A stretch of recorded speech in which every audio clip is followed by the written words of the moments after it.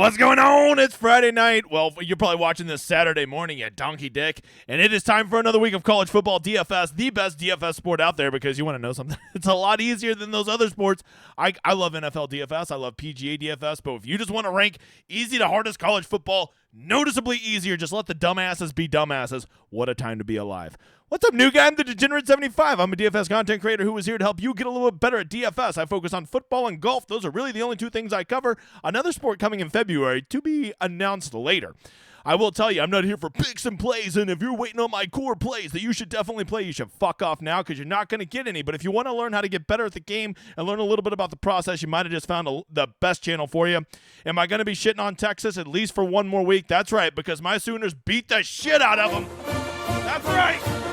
I told you. You mess with a bull, you get the horn. Sorry, Texas fans. Fucking deal with it. Don't worry. I already bought my tickets for Dallas. I can't wait to beat that ass again.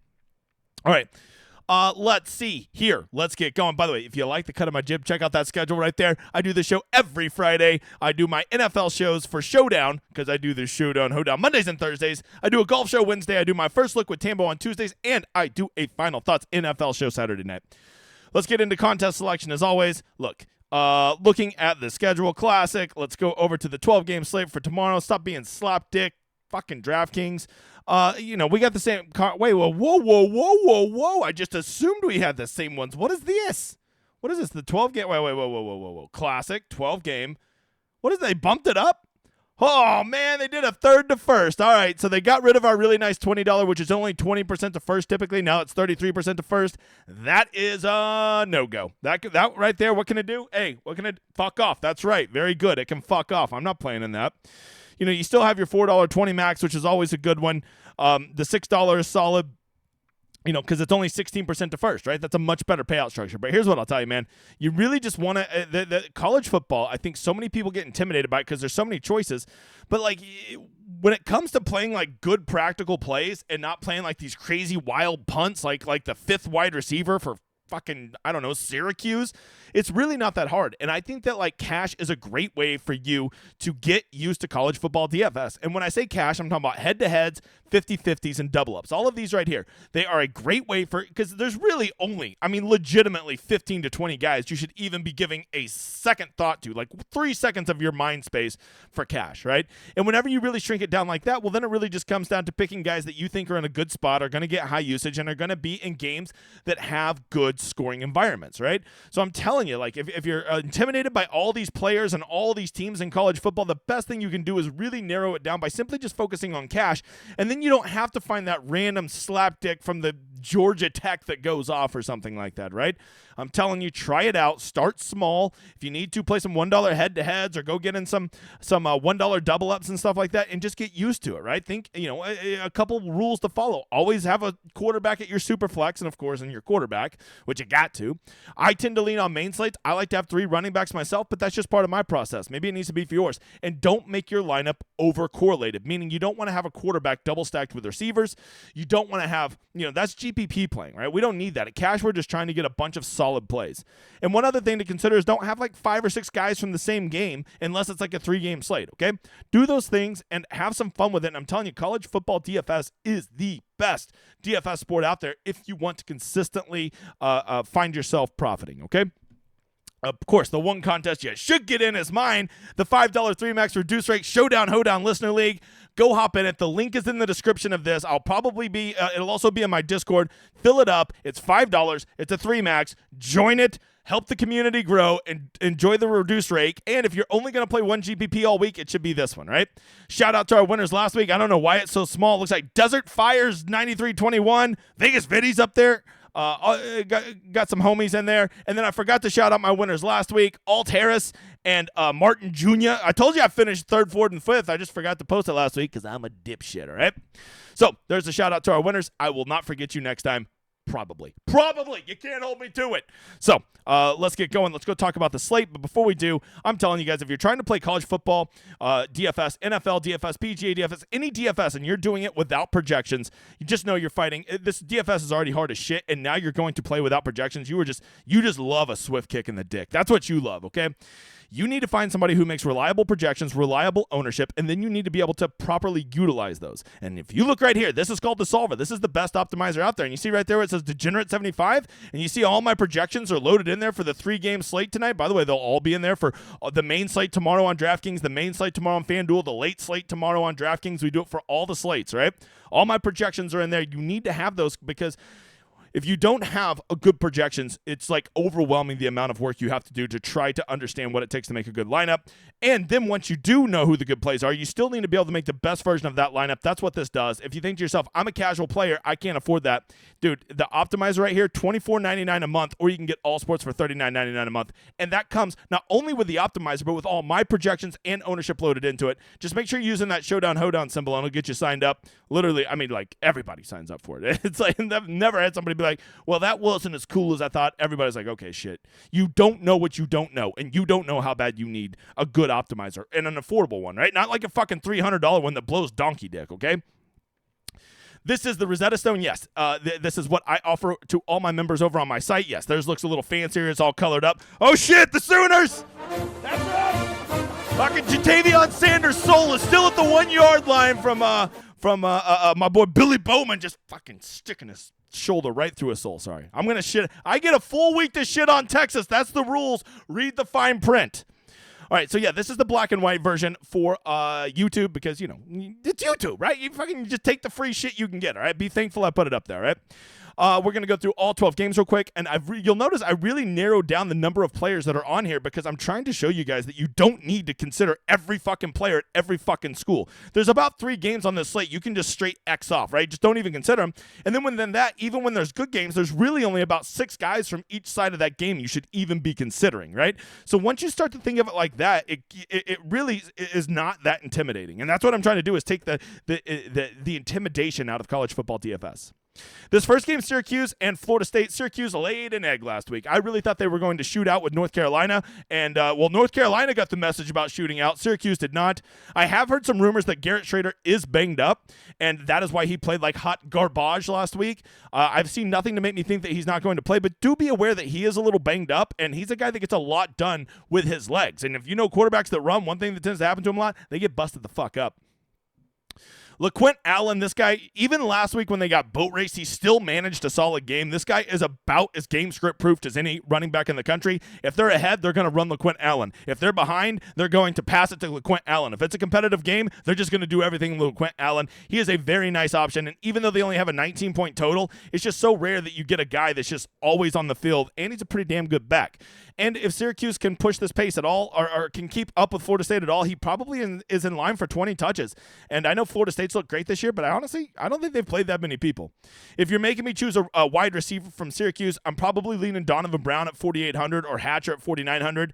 But you got to be very aware that there is a chance Florida State's just going to boat race these motherfuckers because Florida State's looked damn good this year. Jordan Travis is a dude that's just really good. Like, he's a really talented quarterback, and he's a pretty good fantasy quarterback. He scores points, but the problem is he never gets to play 4 quarters, and I think that's a very legitimate concern that he's not going to get to play 4 quarters this week.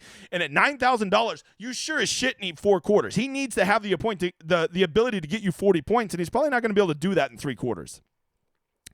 I think a lot of donkey dicks are going to chase Trey Benson's big week last week. He had the 2 big long touchdown runs, which gave him a huge week. But you got to really look at the numbers. He's still only getting 45% of the snap share. He's still only averaging 10 rushes a game. I just don't want anything to do with that. You want to go play him? You go right on the hell ahead. Johnny Wilson has been banged up. I assume he's going to be likely to play, but you got to monitor these situations because if he's out, that opens up a lot of value. I think Coleman becomes a huge usage monster, and I think Jaheim Bell is going to get a lot of that usage, right? Probably a guy you could almost plug in at cash if we get word that Wilson is out or limited. Moving on there, this ISU Cincinnati game, 2 teams that are notorious for playing slow and playing good defense, doesn't strike me as a game that you probably want to game stack. But I am telling you, I have a feeling that there will be some really good pieces in this game because they are affordably priced and there are usage monsters, right? Even Rocco Becht at 5,300, I don't hate, right? If this game's 31-28, it would not shock me. No one is giving it any chance of being that, but it's not like it's a super low total, right? It has a 46-point total. There is a chance. Iowa State's offense has been trending in the right direction. Jalen Noel at 5,100 at 9.4 targets a game. I think I can get on board with that. I think Emory Jones sucks as a college quarterback, but I think he's a pretty good fantasy quarterback because the dude be running. All right, he runs like a gazelle. All All right. The two Montgomery guys that back up Kiner, one of them is out. I can't even remember which one. I know one of them's out, and Kiner seems to have really been started taking over that backfield. If he's going to get 17 or 18 touches at home in a game they're favored, you got to be considering him at 5,200. And trying to pick these Cincinnati receivers, it's like they just take turns having big weeks. Xavier Henderson's probably the safest, but if you're going to spend $6,500, go spend it on one of the guys in the shootout games, not in this asshole game. Bama and Arkansas, likely a blowout potential here. Arkansas has been hugely disappointing this year, and it seems as though Bama, I don't know about you, but just watch them. It seems like they're really starting to get rolling. They are starting to embrace what Jalen Milroe is. So looking at Arkansas side, sure, KJ Jefferson always has the ability to have breakout game just because what he can do with his legs and his big play ability. Raheem Sanders is a guy that does seem to have the backfield back to himself, and they do have one usage monster in Andrew Armstrong. But, dude, they only have a 14-point total, and you're paying pretty solid price tags for these guys for a team with an implied 14-point total. So unless you have some strong take that Arkansas is going to be, getting to 28, 35 points, something like that, I don't really know how you can pay these prices for these Arkansas guys. But for Bama, a little bit different. Jalen Milroe is actually starting to be pretty good. He's getting it done with the rushing. He rushes for touchdowns, and now he's passing the ball. The deep pass game is there. He's kind of exactly what you want from a fantasy quarterback, right? He either chunks it deep or runs. That's the only two things he ever does. And for fantasy scoring, that's awesome. That is awesome, right? You do have to ask yourself, does Bama get a little conservative in this game? Maybe just run the ball, get ahead early, pull Milroe, or just make him very milquetoast? Those are legitimate questions. But if they get pushed at all, Milroe seems like a dude that is like just trending towards 30 points every week right now. I think in the running back situation, Jason McClellan does seem to have the workload there, but Bama's not been great at running the running backs this year, and I think that there's just other running backs. If I'm going to pay $6,300, there's just other guys that get better workloads than Jason McClellan. The running back, people are going to go chase Jermaine Burton this week because he had the big week last week with the 2 touchdowns. But I'm just telling you, man, like he might have another good week, but that's just as likely it's going to be some other random Bama wide receiver. Trying to pick Bama wide receivers is maybe the play for GPPs, but if you consider them for cash, don't ever talk to me. Moving over to Georgia and Vanderbilt, I think I heard a stat that Vanderbilt hasn't scored a touchdown against Georgia in like 3 years or something like that. Like maybe the last 2 years or something. Carson Beck, yes, he may look like Skeletor, but he is trending to actually being a good quarterback. I don't think he's really viable at in college football DFS just because, like $8,700 ain't cheap, bro. Dejon Edwards and playing Georgia running backs is always just the ultimate kick in the dick. They're always splitting it. I know it's Dejon Edwards backfield, but man, Milton's still coming in and pilfering touchdowns. He's still getting his share. They still got like 37 other running backs they rotate in, and there's a chance at a blowout, and he's not going to get all 4 quarters.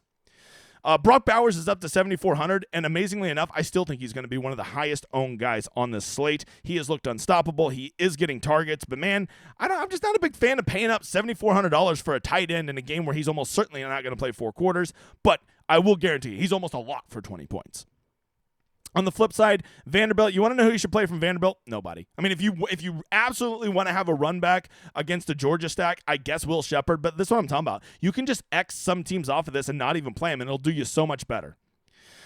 Indiana and Michigan. Indiana with a massive 6.5 total. Here's what you do with them. You say, well, that's another team I can X off, and see how we're just instantly really narrowing down this field to people that we should strongly consider. Let's see. Oh, there's my boy Hoygaard. Sorry, watching golf above you. Let's see here. So we have Michigan. Michigan, the biggest problem you're going to run into with Michigan is the blowout potential, right? They got a lot of mouths to feed. They have Johnson and Wilson, who are both stud running backs. We all know Blake Corum is an absolute stud. And Donovan Edwards is probably the 5th best running back in the country, and he gets like 10 touches a game. J.J. McCarthy is probably going to get you 25 or 30 points, which will look good. It's just the same problem I have with all these guys is I think they all have incredibly safe floors. It's just what is their ceiling when there's almost no chance they're going to be playing the 4th quarter, and even in the 3rd quarter, they're probably just going to be smashing the ball into the center of the line, and it's just going to be a very boring game. There's just no chance Indiana pushes Michigan in this game, and that really kills me because these Michigan guys at 8,100, 8,400, 6,300, you're really paying a lot to only get 2.5 quarters of real football out of them, which doesn't really appeal to me, Bob. Moving on, we have Ohio State and Purdue. Ohio State is the third. I mean, like, this is a game that could sneaky shootout, right? Purdue is supposed to have a good offense. Clearly, Vegas doesn't think they're going to shoot out, as they're only giving them a 15.5-point total. But Ohio State has not been world beaters this year. Well, not in the first half. They play a lot better in the second half. So if Purdue can push this, I think this makes Ohio State, have a lot of attractive options. Kyle McCord is almost getting down to a price where we can play him. And by the way, I just remembered. See these little weather things right here? All these games in the Midwest, the Michigan game, the Ohio State game, a lot of these Big Ten games, you've got to be watching the weather because there's a good chance that there could be downpours at these games. And if there is, I think that really nerfs the passing game a lot in these, right? I think that makes the rushing side of them a lot more appealing. So make sure you're watching this weather. Of course, I will be updating the weather tomorrow on my Discord, right? Okay, so from there, we've got old Kyle McCord is getting almost playable. Travion Henderson is leading that backfield, so if you think this game's going to be competitive, I think at 7,000 he's playable. But the big thing we need to be watching here is Emeka Egbuka, right? He is questionable, right? There is a chance he'll be out. If he is, I think that gives a big bump to guys like Fleming, Tate, and probably even a little bit to Marvin Harrison, right? And at 8,500, I think he's almost priced to play again. On the flip side of that, Tracy is out, the running back for Purdue, so Maccabee will be leading that backfield again. If you want to play a running back, at least he's at home, but they are 20-point dogs. Macca sucks. If you made me play a Purdue guy, I would almost certainly be Deion Burks. 8 targets a game. He's on the field the entire game, and we know Purdue's going to have to be in a script where they're likely passing the ball a lot. Moving on from there, we have Cal and Utah. This game, I don't know what's going on with Cam Rising. I guess he's just out for the season. So Nate Johnson is going to be starting. Utah at home is not exactly a team that I'm lining up to play offenses against. So most of these guys from Cal, I'm just out on. Yes, I know Jade Knott gets a ton of usage for them, averaging over 20 touches a game. But man, at 8,200, no way I'm playing a Cal running back at 8,200 at Utah. Get the fuck out of here. Polly, tell him. Get the fuck out of here. Thank you, Polly. So from there, we have a guy that you could consider for Cal is Jeremiah Hunter. He is getting 8.5 targets a game. He's on the field the whole damn game, and Cal is likely to be in a script where they're going to be passing a lot. The other one we're watching out for, I'm assuming Jaquindon Jackson's going to be back, but you know how Utah is with injury updates. We ain't going to get one, Bob. If he's out, I think that Jalen Glover becomes a pretty appetizing play. If he's in, I think you can't play either of them, right? Nate Johnson up to 7,500. I'm just telling you, you really got to get efficiency from him. Utah just runs a very milquetoast offense, and the guy can barely throw a forward pass, all right? I think this is a game that a lot of people are going to want to target here, this KU Oklahoma State game. Oklahoma State somehow came to life last week and beat the brakes off of Kansas State, and now they've got Kansas rolling in, and Kansas has shown this year that they have a very good offense and a very suspect defense. Once again, if there's a conspiracy going on with Cam Rising, there's a conspiracy going on with our boys Daniels over at Kansas, right? So Jason Bean is going to be starting again, which he is not like half the quarterback Daniels is. Devin Neal is awesome, but Highshaw does come in and still a good chunk of that work. So you really need Devin Neal to bust those long runs for you. And then the wide receivers, they actually have good wide receivers at Kansas. They just spread it out so evenly, they're almost all unplayable, right? Oklahoma State, on the other hand, offers a ton of value. If they're going to continue to be the offense that we saw from them the other night, they do have almost a 28-point total. I don't think I want to play Bowman, but Ollie Gordon is basically the workhorse for Oklahoma State, so I don't hate him at 6,200 if he's going to be getting all the work. And they have some real value at receiver. And whenever you start looking at the slate, you're going to need value at receiver. And I think a lot of that you can find in Jaden Bray and Rashad Owens. Those are the two guys that are really starting to get an increase up in their usage and are priced very, very fairly. So if you're looking for some punt options to try to get some more expensive pieces, I think that's one you could get into. I do think this will be a very good scoring environment for a game. From there, we have Oregon and Washington. When I look at this game, this is the game everybody's going to want to get access to. The problem is most of these guys are appropriately priced, right? Like Nix and Penix are almost unplayable at those price tags, right? I mean, you could probably play Nix just because of the rushing ops that he offers, but Penix at 10,200 when he literally is slower than a three-legged turtle is almost unplayable. I don't care how good he is at passing. You just can't pay that price tag. It's so counterproductive to what you need to be doing. The running backs, I think Bucky Irving with Whittington out is about as big of a smash play as you can be. That guy is really good, and they run a fast offense, and they get him the ball a ho-ho bunch of ways, okay? Troy Franklin is definitively their number one wide receiver. He is super talented. He is super awesome, and he is probably going to get you 20 points. But $8,100, especially if you're trying to stack him with Nix, good luck, Bob. Good luck trying to make that lineup work. On the flip side, Michael Penix, I already told you he's overpriced. Dylan Johnson's a guy that really seems to be leading that backfield and a guy that I am not afraid to run out there at 5,800. He has been getting more and more touches. Don't just look at that 10 rushes a game. Look at how he's been trending, and he has definitely been trending up. The wide receivers, they have the big three. They have Ondunze and McMillan, who are their top two, and Polk is their third. McMillan was out last week, which allowed Polk to do better, but I'm almost certain McMillan's going to play this week. If he does, I think that really nerfs Polk. I can't be playing a third wide receiver at 6,100. So then the question is, do you want to run Ondunze or do you want to run McMillan? I think they're both great options. I would probably go Ondunze, but I don't think you can go wrong with either one. A&M and Tennessee, well, this is a good game. This is a nice solid total, competitive total, and you've got pretty condensed ownership, right? Max Johnson at 6,500 is actually like a solid quarterback. I cannot believe those words are coming out of my mouth. Le'Veon Moss has really started to take over that backfield. I think he's almost playable. And Aniyah Smith has somehow become the number one wide receiver over Evan Stewart. Just look at how the targets have been trending. He has clearly passed Evan Stewart. So Texas A&M, I can't believe I'm saying this. I think I want to play some Texas A&M guys in my lineups. What the fuck? Okay. Tennessee, Joe Milton is what I thought he was. He's a jag. He's just a guy, right? There's nothing special about him. To play him at 8,800 is laughable when he offers basically no rushing upside, in my opinion. The running back situation, they just haven't been good enough. It's too hard to play that. But the wide receivers, with Brew McCoy being out, I do think there is some real interesting value here with Squirrel White and Ramel Keaton, right? One of those two is probably going to eat up most of that. Keaton is going to be on the field all the time, but Squirrel White is getting more of the targets. I think both of them are really appealing options if you think that this game is going to be like a 31-28 game. Illinois and Maryland, I mean, this is a game that I don't know. I just don't like Big Ten games, and once again, this is a weather concern game. Altmaier is not that good. I will tell you that this Caden Fegan with Reggie Love being out, I think he is kind of set up to be their lead back this week, and at 4,500, you're probably going to need that pump piece, so he's a price to consider. Everybody's going to play Isaiah Williams because they just DraftKings says, we will never bump up his price, ever, and they don't. You got to give him credit. They never bump up his price. So at 5,500, he's I don't want to call him a free square, but he's damn near one. Maryland, I'm not a Maryland guy. They have a bunch of solid receivers. They spread it out too much. Baby Tua will have a solid game, but never a great game. And then Hemby is he only does good when nobody plays him. So this is just a game. It's like, I think you want to come in here and get a piece or two of this game, but not the best game to stack. And if you want another one of those games to just fade, this last one right here, just don't play it, right? If you want, I'll give you two guys you should consider from the Iowa-Wisconsin game, and that's it. You should consider Eric All, the tight end, the transfer from Michigan, who is basically the only guy they throw the ball to, and you should also consider Braylon Allen at 8,300, simply because with Maluzzi out, you have to think he is going to have one of those games where he gets 20 to 20, or probably 25 touches, but what does 25 touches mean if he's running against an Iowa defense that isn't giving up any yards, right? So there you go. That is a breakdown of it. If you want to see the real Rosetta Stone, this one right here, just simply come over to my site, Degen75.com. Check it out. We have NFL, college football, PGA, everything you need. It is not like other communities. It isn't about me. It is about celebrating all these motherfathers who won last week.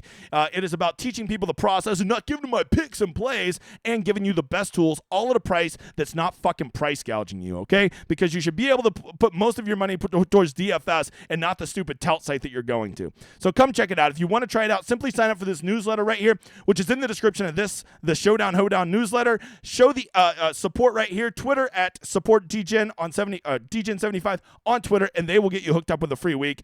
Guys, thank you for tuning in. I will see you tomorrow night at 7 o'clock for the NFL stream. I hope you kick some ass this week. Good luck to you. I'm out, you motherfather.